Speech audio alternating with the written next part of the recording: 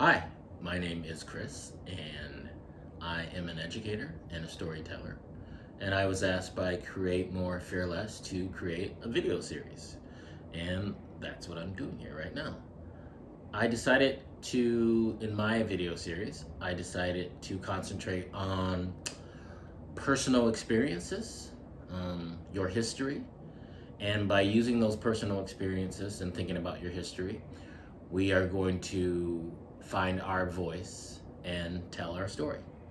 So this is going to be a series of video that leads up to you developing and telling your own story, a story of your choice about your life.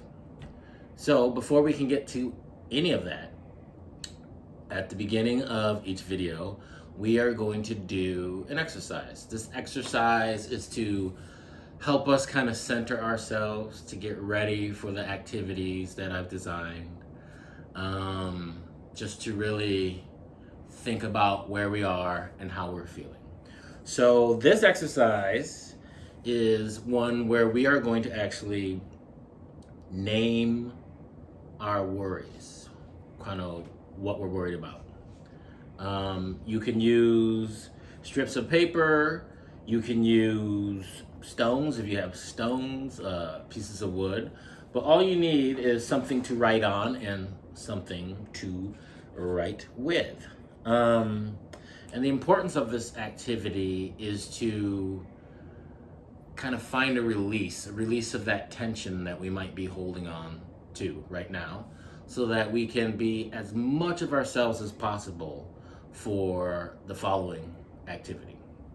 So I'm going to share with you kind of what I'm worried about, and then I'm going to take those worries and I'm going to put them into this plastic jar. It's an old gelato jar. It was a delicious raspberry gelato. But I'm going to write my worries down, and you can find your piece of paper or your stone and you can write your worries down while I'm writing mine down, except I'm going to share mine with you. You don't have to share yours with anybody, but I'll share mine with you. So I think I'll do two for this one. I am worried about making a lot of mistakes, if I'm being honest. So I'm going to write that down. Making mistakes.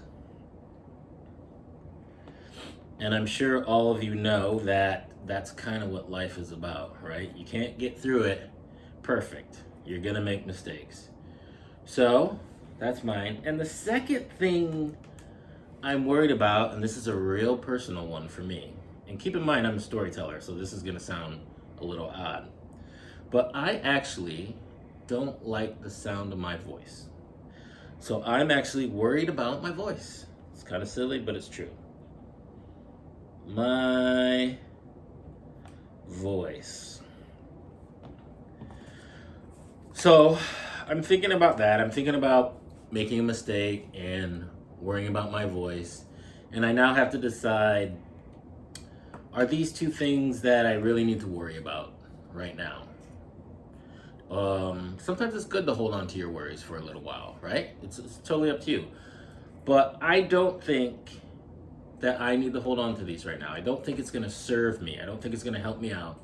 So I'm going to take them and I'm going to put them into my, good thing I don't play basketball, into my worry jar. So that's where they're going to stay for a little while. They're going to be in my worry jar. And the last part of this activity that I want us to do is I want us to think about kind of emotionally where we are. And we'll call it our emotional temperature.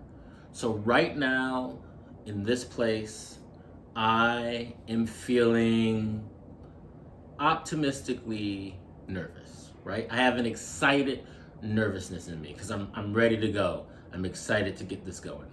So that's where I'm at. So think about where you're at, and then we'll do it again at the end of this video to see if anything's changed. Okay. So this first activity for this video is called 10 Things You Should Know About Me.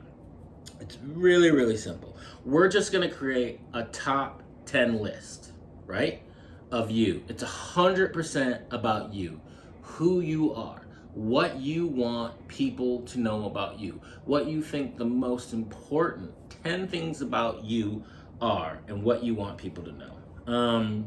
So for those of us that like to talk a lot, this will probably be an easier activity, right? For those of us who are a little on the shyer side, it might take a little bit of time. So I already went ahead and I wrote mine out ahead of time. But while I am listing those 10 things about me, I want all of you to find a piece of paper and go along while I'm doing mine. And you don't just have to write them out. You don't have to write a full sentence. You can just write a word if that works for you. Or you can even just draw a picture. It's whatever you want. But it's the top 10 things that you think people should know about you. Okay, so let's get started. Number 1, I am an introvert that does a lot of extroverted activities. So, what's an introvert, right? An introvert, kind of classically, is someone they describe as kind of quiet and shy, and then an extrovert is really outgoing. So I like to take those definitions a little bit further. I really think an introvert isn't necessarily somebody that's shy. It's just that they need a little bit of silence or they need to be alone to recharge their batteries. Whereas extroverts recharge their batteries by being around people, right? So, number 1, I'm an introvert who does a lot of extroverted activities. Number 2, I was born and raised in East Lansing, Michigan. So that's important to know because I learned a lot about culture there, and we just have a different way of doing things in the Midwest. I think wherever you're born, wherever you're from, you're going to take pieces of that with you, and it's going to shape the person that you are throughout your entire life. Number 3, I absolutely 100% love to laugh, and I love comedy. Like, it's been a part of my life since I can remember, and I hope it's a part of my life for as long as I'm living. Number 4, this is also very important. I am a serious horror and sci-fi nerd. I love all things horror, and I love all things sci-fi. And I got that from my dad. When I was a little boy, I'm talking like 5 or 6, I used to sneak down to the bottom of the stairs, and my dad would either be watching The Twilight Zone or a show called The Outer Limits. Not important, you've probably never heard of it. And I would sit quietly on the bottom of the stairs, and I would just watch and listen to those stories on the television. It was great. It's one of my favorite memories. Where am I? 1, 2, 3, 4, 5. Number 5, very important. I'm all about inclusivity, right? Everything I do, remember, I'm an educator. I like to include as many people as I can. I don't care where you're from. I don't care who you are. I don't care what your race is, what your religion is. None of that, right? All I care about is who you are. Are you a good person? Are you doing things that are interesting, are creative? I want to get to know you. That's what I'm about. I'm about inclusivity. Number 6, I mentioned my dad already, but for me, my dad is my guiding light. He's the guy, he's the number 1 person that I think about when I'm doing anything. I always think to myself, what would my dad feel about this, right? What would my dad do in this situation? I'm 44 years old, and my dad is still my hero. He's a great guy, and all of my life, he's just been this guiding light. He's really helped keep me centered and focused on the kind of person that I want to be growing up. Number 7, I tend to remain pretty calm in pretty tense situations. So I'm not the kind of person that really gets rattled easily or freaks out when things go really bad. So I think that's why I kind of have the career that I have, so I have a master's in conflict resolution, and sometimes when you're talking to two people who are upset with each other, things can get pretty tense, right? So I can be the person in the middle of that and help mediate those emotions and those feelings without taking them on. So yeah. What am I on? Number 8? I might have lost track, but that's cool. Number 8, I love to listen to people tell stories. I love to listen to people tell stories. I can still remember sitting on the porch, listening to my grandfather tell all these, which were to me wild stories about what it was like when he was growing up, like in the, I don't know, early 1900s. He was such a great storyteller. And that's just lasted all my life. I think there's a reason that I became a storyteller myself. But if I had to choose, I think I would rather listen to a story than tell a story. Number 9, I have way more patience for kids than I do with adults. And that's why I actually work in schools, right? I just think young people, when you're growing up, you're gonna make mistakes. I have all the patience in the world for it. Part of my job is to actually coach students through all of those emotions, through those mistakes, right?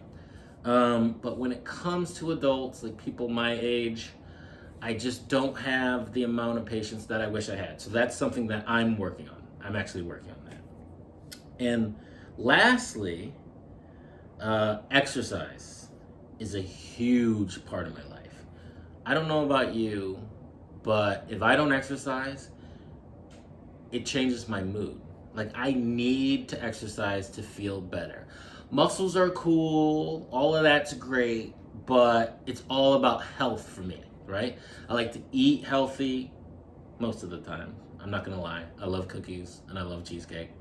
And I like to be healthy, and I do that through exercise. It just releases those endorphins, and it makes me feel really, really good. So, now that you've heard my top 10 lists, do you feel like you know me better? Because that's what's important, right? If you're done with your list by now, I just want you to take a look at it, and if you're able to do so, it would be great if you could even share that list with someone close to you. A parent, a sibling, a cousin, a good friend. Try to share that list with them and see what their response is. You might surprise yourself, right?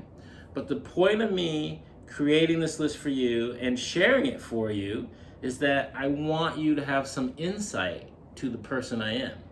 But it also, creating a list like this, it helps you start thinking about who you are. What's important to you? What do you like to do, right? And this is all gonna help us figure out what our story is, because our story is all about us, and we start by trying to get to know ourselves a little bit better. So I hope this was helpful for you, and before we go, we still have to do a mood check, an emotion check before we leave, right? A mood temperature.